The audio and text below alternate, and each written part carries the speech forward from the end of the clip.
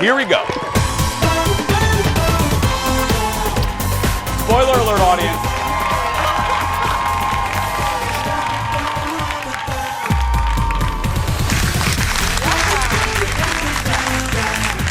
I know Jason's laugh hearing it in the promo, right? Yeah, he's like so long gone, so far away from us now. It's been so long. It does feel like it has been a while. It does. He'll be back soon. Yeah, he'll be back. He'll be back. I get messages about this all the time. By the way, Kendall, Mark, Shane Wells, if you're just joining us for the first time in a couple weeks, we know we're not Jason. We're aware.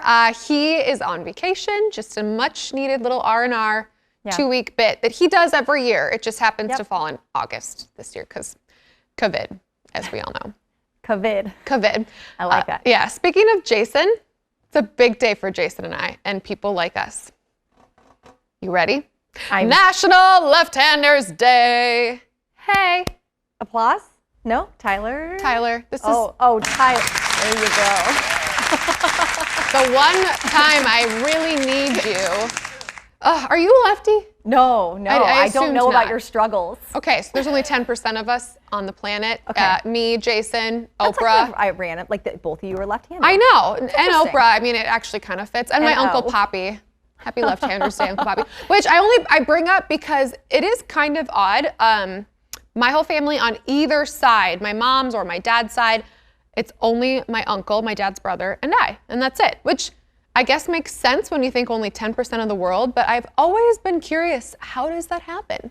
How do you become a lefty? Right-handed at all, or you're not ambidextrous at all, right? I'm ambidextrous because I think you kind of are forced to be when you're a lefty. True. I mean, so the way I explain is I do everything that I've taught myself left-handed. So shoot a basketball, throw a ball, drive. Well, I guess someone teaches you that, right? However, two hands on the wheel. 2 hands, 10 and 2. But things like golfing, batting, right-handed, because my dad taught me and I inherited his golf club, so it makes sense. But it's a big day for us. I don't know what we get out of it. Congrats, recognition. Thank you. For your struggles. I really appreciate you and all of you right-handed people who get scissors that work with the correct hand. Congratulations. It's a challenge. You know the hardest part though? What? And anyone watching will understand what I mean. It's the attached pens at the post office or the bank, the ones that are attached to the table and you have to write with so you don't steal them. You know what I'm saying? Oh, yeah. I can never reach far enough because they're over here and it's like this like, motion that looks so monkey ridiculous. Start the movement. It's a tough life for us lefties out there. So all of you, congratulations. And you made it to Thursday. You're lefty and you made it to Thursday, and now it's time for the hot dish. I'm happy for you that you made it to Thursday, finally. It really is garbage day at my house. I thought it was garbage day on Monday, it wasn't. Oprah Winfrey, Ellen DeGeneres, they are getting some new neighbors in their exclusive California neighborhood outside LA. It's Prince Harry and Meghan Markle. Whew, those are some kind of neighbors. A rep for the former royal couple confirmed that they bought a new home in the Montecito neighborhood of Santa Barbara. These pictures you're seeing, well, yep, that's their home from a real estate site. Wow. The nearly $15 million home was built in 2003 and features 19,000 square feet with 9 bedrooms and, wait for it, 16 bathrooms. It's a lot of toilet paper. It also has a library, gym, elevator, arcade, game room, home theater, just to name a few things. So they had been renting a house from Tyler Perry. Some of you might be watching this and you're like, wait, I thought they moved to LA a while ago. Right. But they were just renting it from him. Other people in that neighborhood, we told you about Oprah, Ellen, Gwyneth Paltrow lives there, Ariana Grande, or as Jason calls her, Grande Latte. Ariana Grande Latte, yeah. I love that. Wow. Quite the extensive, exclusive little neighborhood right there. Yeah, a few notes. This is the first home they've bought. Way to start. Are you supposed to like build your way up? You don't want to start at the tippy top. Yeah, and then also total mom envy. They showed the playground. The house has its own playground. Yeah, it looks immediately intense. Start drooling. I'm like, that's their own playground? I know, it's huge. I'm not gonna lie, the decor is but you get rid of that anyway, and they're mega wealthy. So apparently they bought this, it sounds like they bought this in June, quietly purchased under some trust fund, but these people have snooped, of course, figuring out that they're gonna buy something soon. All the paparazzi figured it out because apparently the address that the trust fund was located at was a manager or someone related to Meghan Markle. So Okay. they figured it out. So they knew who their neighbor's going to be. That's going to be interesting. Yeah. It's going to be interesting. A lot more paparazzi that probably were already in the area. Right. Especially the British paparazzi can't get enough. Oh, by the way, there's a new book, Finding Freedom. I was like doing some skinny diving on it today. Okay. It's real good. It came out, I think, on Tuesday, but Yeah, it's all about seen them. a lot of Twitter activity over this. It will be a gift that keeps on giving, as we like to say. All right, next in the dish, many of you are obsessed with the Netflix show Selling Sunset. Guilty. We'll get ready for a similar show about fantasy homes. Of course, a lot of drama too. Netflix is giving us our first look at its new reality show, $1 Million Beach House, featuring real estate agents in the Hamptons. There's a lot of stress. It's a pressure cooker. You're so phony. If you want a friend, buy a dog. I've never met another broker as rude as Noel. I've been spinning my wheels for the first 6 months in the Hamptons. Until you get established, you're always gonna need my help. I have a baby coming. I need to bank as much money as possible to provide to the family. It's impossible to make money unless you're all in. We're ready to take on the world. Okay. This show follows several young real estate agents who are renting and selling mega mansions in the exclusive area of Long Island from Memorial Day to Labor Day. $1 Million Beach House will start streaming August 26th. The first season features 6 episodes, and I didn't think about this till I read something how there's not really that many homes there, so it's really cutthroat to try and get those listings. The African-American guy, I think his name's Noel, it said he's from Minnesota. Really? But I couldn't find anything else to back that up. It just says that in his bio. So I don't know what that means. If anyone here knows Noel, we'd like a connection. We'd like to rent a property, please. Well, for free? I was just thinking more of like a satellite interview. Oh, yeah. I mean, show, but yeah. You went big. Seriously though, let us know. Really cool looking digs. I'm not gonna lie. I've always liked that. I think everyone romanticizes that New England look with I call them the shingles on the side of the house. You know what I'm talking about though? All of it looks really beautiful. I think Jeff just said this, executive producer Jeff, it's a rinse and repeat show. They're all the same. You just kind of watch it for the houses, and then these people just make it incredibly dramatic. At least that's what they hope. Because if the people aren't that interesting, the show's really just becomes a TLC House Hunters show. I love I also enjoy. I mean, like, we're totally into that. Or HGTV, yeah. I'm all for that. We're fine. Next in the dish, the queen of country music is ready to help us celebrate Christmas nearly 40 years after her first holiday hit. Me, I'll be just fine and dandy. Lord, it's like a hard candy Christmas. Oh, that's Dolly Parton singing Hard Candy Christmas from the 1982 movie musical, The Best Little Whorehouse in Texas, which is also the best name ever. Now Dolly is set to release a new Christmas album. She just announced a Holly Dolly Christmas will be out in early October, so things to look forward to. Dolly is teaming up with other stars like Miley Cyrus, her goddaughter, Billy Ray Cyrus, and Michael Bublé for duets. She'll also remake, and I'm excited about this, Mariah Carey's All I Want for Christmas with none other than Jimmy Fallon, after first performing the song on his late night show a few years ago. At first when I read that, I was like, wait, Jimmy Fallon's gonna be in it? But could be pretty good. Now, because of the pandemic, Dolly recorded all the songs separately from her duet partners, which I think is always really interesting because people who sing or any kind of artistic anything, they make a lot of eye contact, they kind of work with each other, being in the same room together. So obviously she's a superstar. See, you know these things. I just assumed no duets were ever recorded together because these artists just go to the booth when they can, lay down their vocals, and like they're out. But that makes a lot of sense. Yeah, and I'm sure that they do that. I just, I know from personal experience too, it's just so much easier to get that connection, and then you can hear the pitches in person together. I mean, but True. She's Dolly. I mean, she finger tapped one of the most famous songs in history, so it's kind of like whatever. She did it. And Carrie Underwood's doing a Christmas album too. She is? Yeah, it's her first. So all the country queens. They're all Christmas albuming. I'm really into Christmas albums, like kind of embarrassingly so. I have like stacks of CDs, which I have nothing to play them on other than my car. Clearly you have 2 more to buy. I know, CDs. CDs. I could probably get them on Spotify, iTunes, like normal people. But the CDs with the little scratches, I know just what song is going to skip on the Celine Dion CD. Do you read the little insert? Oh my goodness, I remember, like, it was so exciting. The words and yeah. pictures are in. Oh, and the boy bands, they'd always have like the messages to their fans. Oh, so fun, Backstreet Boys. Okay, still to come, speaking of boys, Rob Lowe hits late night hosting Jimmy Kimmel Live, and he has a big surprise for a frontline hero. Details coming up next. Plus, we are talking live to Dax Holt, who recently interviewed Brian Austin Green about his dating life and his split from Megan Fox. This could be juicy. Ooh, then later, we're talking live to the local woman using rice and a lot of creativity to build a big, and we mean huge, social media following. Stick around, grab a cup of coffee. The Jason Show. We'll be right back. Or Shendel. It's either. The Jason Shendel Show.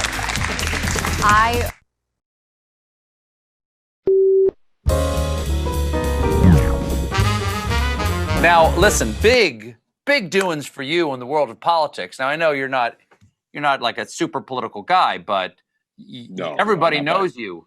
Everybody knows you from your fabulous Joe Biden impression. I mean, that's, the teeth do a lot of the work there for me, but obviously, are you and Maya Rudolph going to be spending some time together in the near future? If I should be so lucky, yeah. I mean, it was great news. I mean, not even in a political way, just anytime we get to see more of Maya performing, the better. I think the country and the world's better for it, the internet. Now, what's your Former Saturday Night Live star Jason Sudeikis on The Late Show last night talking about his Joe Biden impersonation and Maya Rudolph's Kamala Harris impersonation. Now, he didn't say if he'll be returning to SNL to play Biden, but you kind of think they're working on that. Probably in the pulling works. some strings. More late night now. Rob Lowe got a chance to host Jimmy Kimmel Live last night, and he took time to surprise a firefighter and COVID-19 survivor. The firefighter from Indiana was in a medically induced coma fighting COVID, but is now recovered and got a chance to talk to his favorite TV star. Watch this. What else do you watch? What are your shows that entertain you? I'm always curious. Like, if you had to pick your two favorite TV shows, what would they be? I really do enjoy Nathan Fillion's work. Firefly is a huge one. I always say when I'm talking about playing a firefighter, you're the real hero. I'm a fake hero. You're the real hero, and all heroes have fans, and you, sir, have fans. And I have one of your fans here tonight who wants to say hello to you. Nathan Fillion, are you around? As a matter of fact, I am. Can you hear me? Can you see me? I can see you. That's fantastic. I'm a huge fan. Kevin, I just heard that you're a huge fan. So not only have you suffered from COVID, now I realize you also suffer from excellent taste. That was so corny. I love him. Nathan Fillion gave the firefighter and his crew some swag, and this is great. He surprised him. He and the show surprised him with a $10,000. $10,000. Rob Lowe plays a firefighter on the Fox show 911 Lone Star. Hence why that makes sense if you watch the show. But I think that is just so cool. I love when celebrities surprise, I would consider myself like a regular Joe and then geek out. Totally. I think that's just so cool. That was fun. I'm still smiling. I love his reaction. Our hot dish continues with our insider to the stars. Welcome back, the host of the podcast, Hollywood Raw. It's Dax Holt. Hey, good morning, Dax. Hello, ladies. Good morning. How are you today? Good. We're doing well. By the way, we'll let Jason know that you look good. You're probably wearing pants. Well, I wouldn't promise that. No! But yes. The show is over. All right, let's get to the dish. You recently had Brian Austin Green on the show, and it made headlines around the world because he opened up about his split with Megan Fox, who is now dating Machine Gun Kelly. So tell us about that. Yeah, I was going to say, listen, his love life has been all over the news over the last couple of months. His split with Megan Fox, and then obviously all the rumors of him dating new ladies, her with Machine Gun Kelly. And so he came on the podcast and was very candid. I've known Brian for some time now, and he opened up about his life. And he doesn't shy away from it. He's not, he's not someone that hides anything. He just says, look, here it is, and this is what's really going on. In regards to these other women in his life, he says, look, I'm dating. He goes, if you even want to call it that, I'm like, that he gets photographed with these girls literally the first time they've met. So him and this Tina and Louise girl, they literally met And at that second, photographers took photos. So next thing you know, they're dating, they're exclusive. And he's like, I just met her. Like, I can't go anywhere these days without getting photographed and instantly connected to people.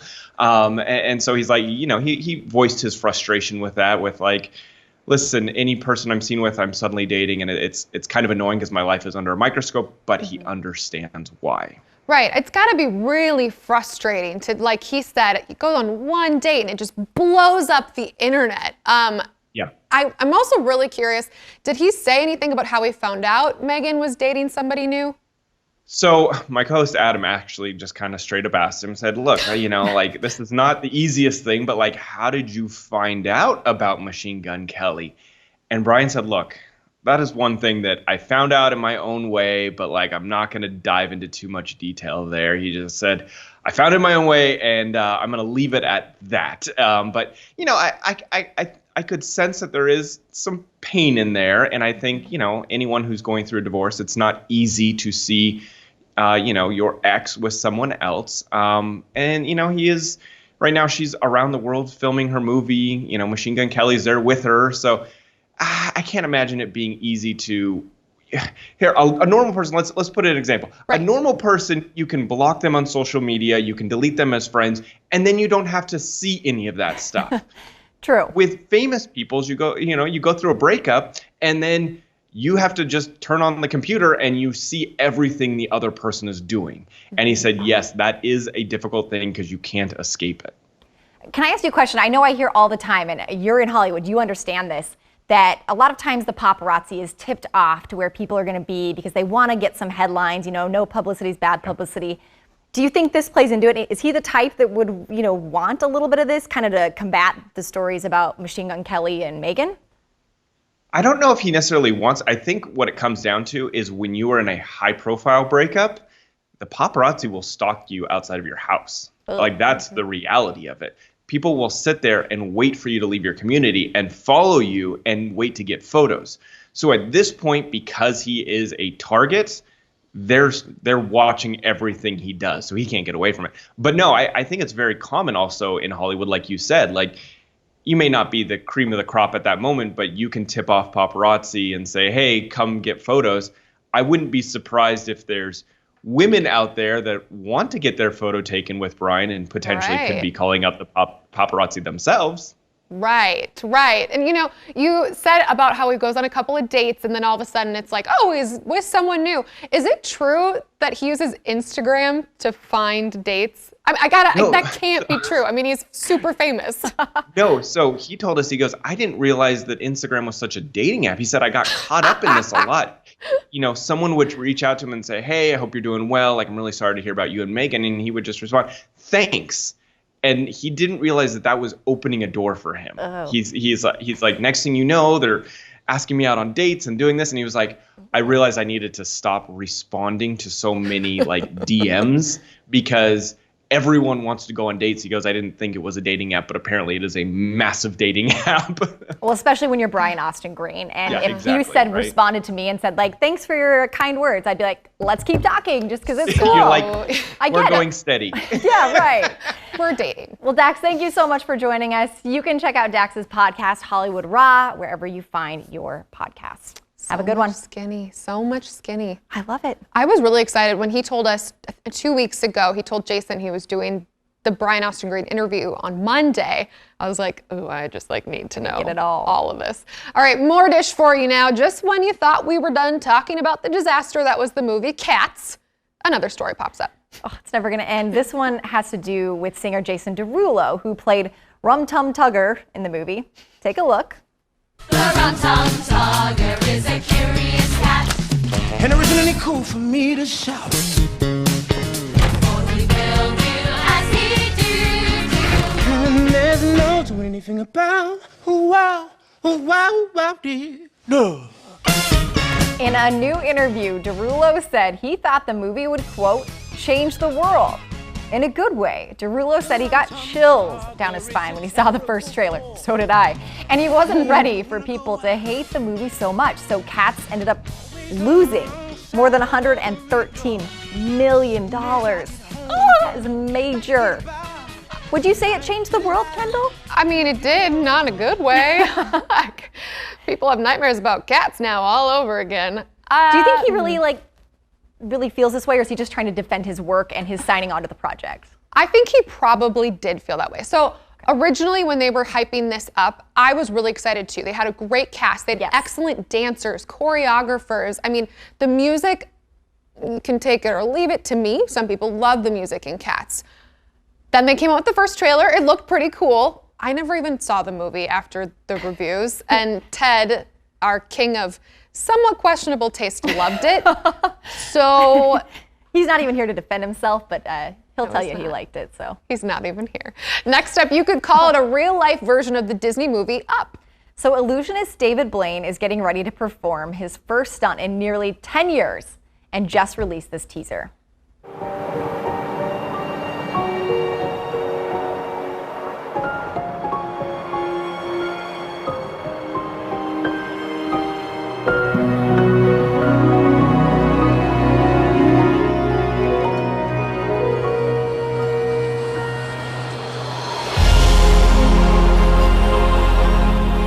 We didn't learn much from that, but Blaine plans to attach himself to a bunch of helium balloons and cross the Hudson River from New Jersey to New York. His ascension stunt will take place August 31st, weather permitting. Yeah. Blaine will air the stunt live on his YouTube channel. Whoa. How do you feel about this? You're making a face. I just feel like yeah, it's called a hot air balloon. It's like a lot of people do that all the time. I guess I'm having a hard time visualizing what is he going to be in? Right. How many balloons? How big are these balloons? Right. Okay. So I have several things with David Blaine. Okay. I'm holding the pen. It's very serious.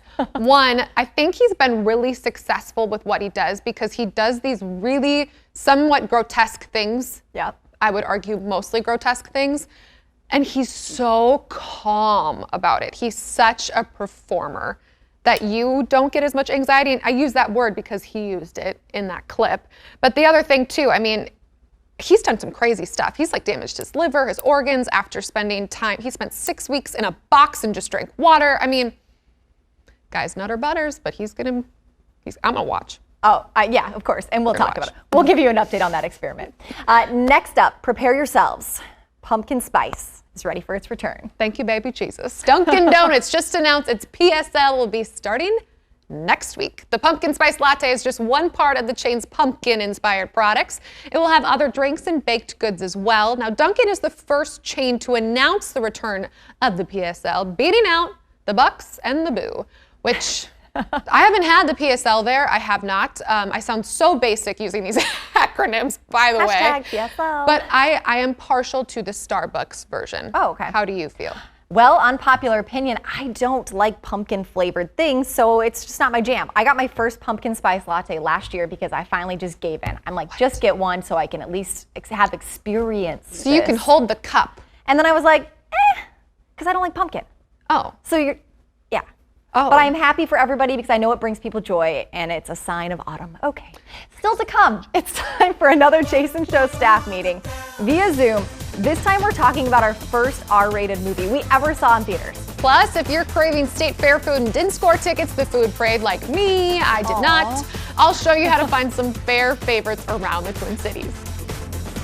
Well, there you go, making us hungry. And later, we're talking live with a local woman using rice, food coloring, and plenty of creativity to go viral. We'll be right back. So cool.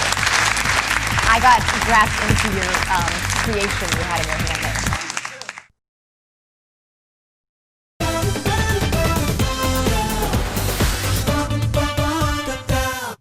And welcome back to the Jason Show. We are doing our family favorite Zoom hour right now. Everyone's here. Wave Brady Brunch style. Everyone.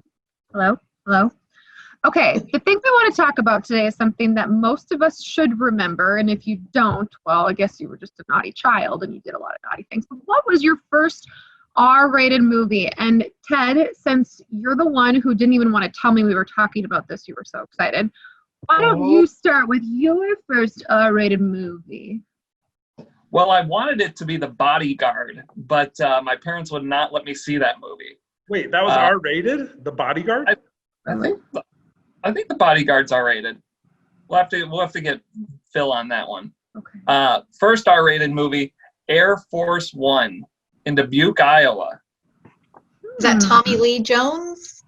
Nope. Harrison Ford. Sorry. My Why was parents it R-rated? Because people were getting shot. Oh. And swearing. That usually says it. I watched with my parents, and they were very concerned going in and throughout the movie. They were like, hopefully there's no nakedness. Awkward. Your mom was like covering your eyes? Yep. Oh, so you went to the theater with them? Oh, yeah. Okay. Okay. And that was like what, 97? Yeah. I remember that. It was my first year in TV. Oh, God. Wait, so did you have to go with them in order to get in? Because you weren't 18 at that point, were you? They can just give you permission when you buy tickets, I think. Grade. What? Yeah. I went with my parents and watched with my parents. Oh, wow. Okay. Well, interesting choice. I would have thought it would be something that wasn't a war movie, but Shane, do you remember what your first R-rated flick was? It took me a second, but I do. And my parents had to get me in the door. It was Jerry Maguire, which is R for a reason. But I went with my friends to the theater. It was a good way to start your R-rated movies. Yeah, that's a good So your parents had to let you in, but then you could stay in there with your friends? Like they had to approve like you buying the ticket, I believe. Oh. I think. I guess I don't remember how that all worked, but I did have parent approval. I did not have parent approval, and I'm kind of revealing that right now for the first time. Rebel! Mine was Lethal Weapon in 1987, before some of you were born. Yeah, I was in 7th grade, so you had to be, 17 to go to an R-rated movie alone? I think so. Sounds right. But I looked older when I was in 7th grade, so I went with some friends and got us all tickets, and we all snuck in. You got everyone tickets? Yeah, I think I bought 3 friends tickets, and we went to see Lethal Weapon. What would your mom say today? Yeah. When I was kind of a nerd in high school, so if this was the most rebellious thing I did, right now Jason would be rolling his eyes at me. Probably. Was your heart like hammering out of your chest when you were in line thinking that they were going to catch you? No. Oh. Okay. I mean, the people working there were like 15, so who cares? Pretty brave. I would be so nervous. I don't remember. I think it was with my mom too. I saw Titanic.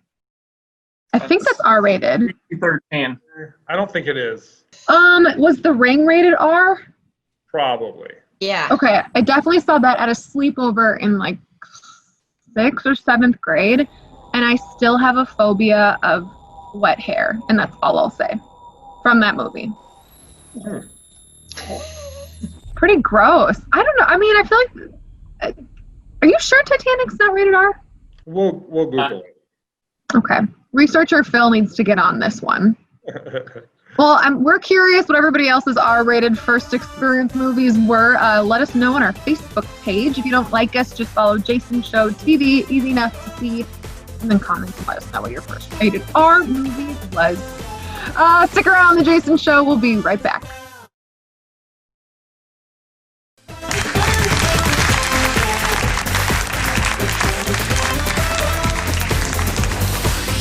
Because we're going to hit you with some State Fair talk and some good food, so you're going to be hungry. The State Fair Food Parade kicks off at the State Fairgrounds next week. Good for all of you who got tickets, because most of us did not. And we're all just dreaming about the fresh cheese curds, the Bronto Pups, the Sweet Marthas. So why not create your own fair food tour? Like this. Many State Fair vendors are selling food throughout the Twin Cities area and beyond, and I got a chance to check some of them out because, like I said, I had no luck. First up, I visited the Harley-Davidson in Lakeville. I ordered from the donut family stand you can see there. That was at the Harley store, which was fascinating. Seeing the fair people versus the Harley people was kind of hilarious. It was so good. Jordan and I went around like 11 a.m., so we were pretty hungry. We got caramel apple donuts. That's what that is. Oh yeah. So What's so all good. in there? Okay, so it's just their normal mini donuts, but they have some special like caramel applesauce that they usually only do at the State Fair, from what I understand. However, they were doing them special in Lakeville that day. We got, you saw there on Jordan's plate was the Piranha Pup. We got some cheese curds, some frozen lemonade. Delicious. They were very, there was plastic, you know, between us. There was the plexiglass. There were different areas to stand. So it was very socially distanced. Really good. Big tip for any of them that are only there for a day, because a lot of these places are just like they're stopping by.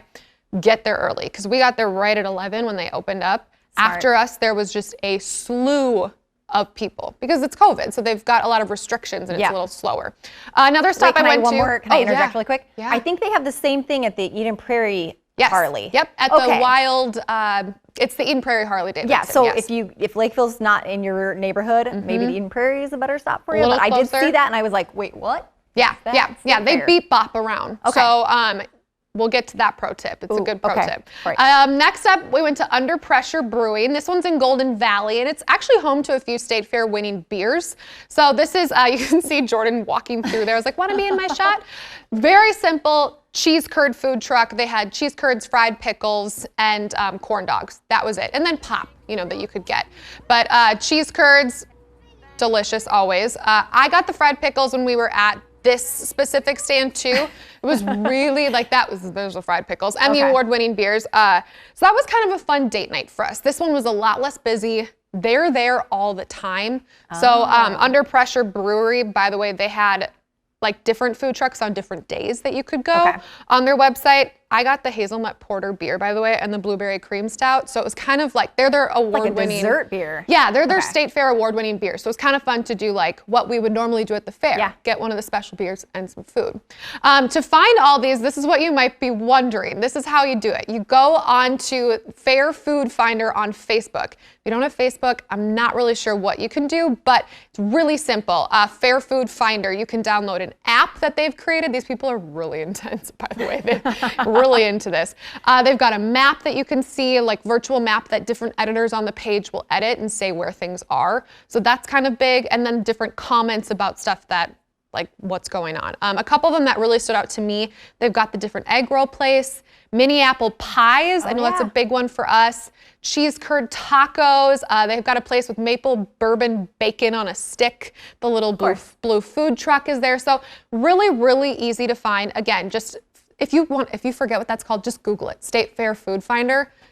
Really simple. And then it's supporting these small businesses that aren't open during the fair, obviously. Plus, they've got different breweries right now. That's kind of a pro tip. Like, I know Liftbridge is doing the State Fair Week. Well, they'll have their mini donut beer. Midtown Global Market is doing a free walkthrough. So it's, if you didn't want to do the State Fair paid one, you can go there and they've got some good stuff. So really good little thing that you can do with your family if you're missing State Fair food like me. Just a little bit of work.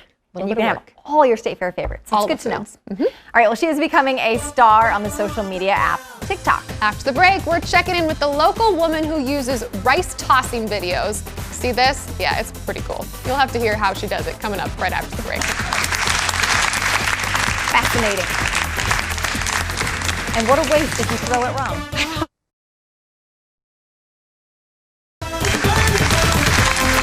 Hey, welcome back. It is the Jason Show. And we're going to talk about TikTok. TikTok. It's everywhere right now. It's been in the news a lot this summer. And there's a local woman building a major following thanks to the incredible creations she makes using something almost all of us have sitting in our house in the kitchen, rice. We first introduced you to Maria Munson back in June when we showed you the rice toss video right here she did of the Jason Show logo. You guys loved it and so did we. That's why we had to have her back. Maria Munson joins us now to talk about some of her newest creations and what she's got going on. Hi, Maria. Hi, how you doing? It's so good to see you. I know that you can't see us, but I can I can see you. You know, it's before we really get started into this and get into the depth of it, people might not have any idea what rice art is other than what they just saw. Can you kind of explain that to folks? Yeah, so what I do is I just take rice that I color with food coloring and vinegar. I just mix it up and then I just lay it out to dry and then I just start laying out the pattern of what I want to do. And then once I have it ready, I just set up my camera to do in slow motion and then I just take it and I just throw it up real quick, and then it comes out really good once I look at it in slow motion. You make that sound really easy, but I don't think you just throw it up, right? There's practice to that. Yes, it took a little bit of time to figure out the whole how high you have to throw it, because if you throw it too high, then the picture doesn't quite turn out as well. So you gotta just throw it real quick, and then it's just a perfect timing, and then it comes out really good. Well, and for folks who missed our last conversation, I think it's really interesting to tell people, how did you get started in this? Because I had never seen it until I saw your work. Same. Yeah, no, I just saw someone else do something similar on TikTok. They just did like words. And then there was another guy that did like the star logo of the Texas Cowboys, I believe. And then we were talking back and forth, and he's like, "Oh, you should do the Vikings." I'm like, "Well, that's a little more difficult." And he's like, "Oh, I can just do the Twins." And then I did the Twins, and it turned out so good and amazing, and everybody loved it. And then it just went from there, and I just kept creating a bunch of different things. Okay, so when you first do this, I mean, your life has almost changed. You have 175,000 followers now, and people expect more and more and more out of you. How has life changed after this? Pretty much more focused somewhere on the rice art. I try to do one like every couple days, so it's kind of consistent on my my TikTok page. But now I've kind of got it down to where I can do it really fast, so it doesn't take me a whole bunch of time. Wow, I love this Scooby-Doo gang. This is fantastic. You have 6.5 million views on this one. Oh my word. Yes, it is crazy how that one just, I really love the Scooby-Doo one. Yeah, and you got the husband in on the gang on this time, right? Yes. So I thought it was fun to have him throw Fred up. So yes, he did Fred. Oh, that's so fun. I love that.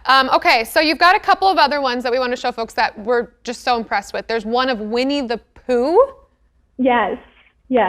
Okay, when you make it turned out really cute. Yeah, why did you decide to do these different really famous characters? Everybody loves them, and they're just pretty easy to make. Winnie the Pooh is only a couple colors, so it's pretty easy to lay the rice out. And then they're just really cute. I just love doing the cute little characters, and then I did Piglet too, and stuff like that. So let's see SpongeBob, and then I have to ask you, cleanup. What's that process like? Well, it's actually not too bad because I catch most of it back on my board, but there is a few that fall down and I just quickly sweep it up. But so far, cleanup hasn't been too bad. Noticed on this one you stood on a chair. Was that because you needed a little more leverage to make SpongeBob? No, I just started experimenting, doing it different ways, so it's not always the same repetitive, just throwing it up on the ground, So like I tried jumping off a chair, and it shows the picture a little bit longer if I do that, but it was just a fun way to do it. What's next for you? Where do you go from here? I feel like you're doing all these great projects, getting all these followers, but what's the ultimate goal? I just love creating them and making people smile, and creating memories, because like Winnie the Pooh is like such great memories for me from growing up. So it's just fun to create a bunch of different characters, and I did one for a boy that is like battling cancer, so it was fun to do it for him too, to have him, have someone create something for him, a bigger creator. It was pretty cool to see his reaction too on that one. So it's just fun to create and make people smile. Such a fun surprise each time too. Yeah. What's gonna pop off the board? Right. Yes, we just saw the Scooby-Doo one, the Shaggy specifically, when you were making it. How long does it take you to actually lay this thing out? Because you have to dye the rice. Last time we talked, you told me about that. You have to actually lay out the image. It's gotta take a while. Yeah. So now that I've gotten better at it, I just I don't do an outline. I can just start laying out the rice, and it takes me now to lay the rice out about 20 to 30 minutes. What? Compared to an hour before. Yes, I gotten pretty fast at it now, and I'm able to do it really fast. So now I just kind of look at a picture, and I'm able just to kind of do the outline and go from there. Yeah, I mean, rice art, I couldn't do that 30 minutes. I missed the last one. I feel like you need to come back, or at least we'll meet in the parking lot. You get one set up and have Jason try and throw his face up to match his face. Wouldn't that be? Yes, that would be a good one. That Put me would be on fun. the spot, but I think that has to happen. That has to happen. Maria Munson, thank you so much for joining us. You're fabulous. We love you. I could watch this stuff all day long. To see more of Maria's Rice Toss videos, look for her on TikTok under maria.lynn.family. She's just so sweet too, and like all of a sudden she's viral famous and she's just this mom from Minnesota. I'm so happy it is someone who deserves it too to get that viral fame for doing something sweet and just lovable. Okay, we will be right back. Endearing. So cute. Kind of the patience, I don't think.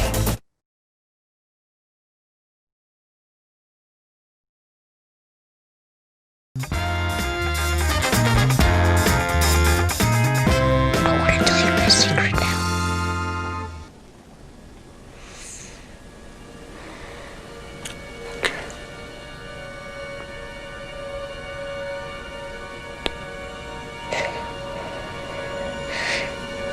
I see dead people. That is our Throwback Thursday clip. 21 years ago today, The Sixth Sense was the top movie in America, dominating the box office in the summer of '99. It earned more than $600 million worldwide. In graves. This movie was good. I was not allowed to watch it because my parents thought it'd be too scary for me, and they're probably right. Yeah, probably right. Misha Barton. Was that her first movie? When she came out from under the bed. Spoiler alert. I think it's okay. I think that spoiler alert time has passed. 21 years. She's a very creepy little child under the bed. Yeah, I didn't realize till like way later that I was like, oh, Misha. That was her. And then she goes to the OC. Yeah, but this movie's PG-13, right? Or is it R? Oh, Kendall.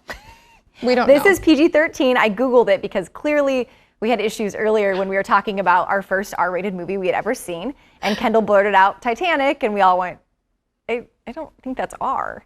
Yeah, and so then the you facial recovered. Expressions on all of you was pretty clear. Well, then you recovered and you threw out what you thought was truly your first R-rated movie. Yeah, and it wasn't. Researcher Phil just The Ring told us that The is Ring also is PG-13. So what was your first R-rated movie? I don't know, clearly. I clearly don't know. Oh, man. Your parents did a good job of keeping you away from those bad movies. Yeah, see, I was a good kid, Mom and Dad. Hey, folks, you can stay connected with us on social media. You just have to check us out. Facebook, Twitter, and Instagram. Give us your opinions and tell me how many PG-13 movies you've watched. Jason Show TV. We will be right back. So funny. I try.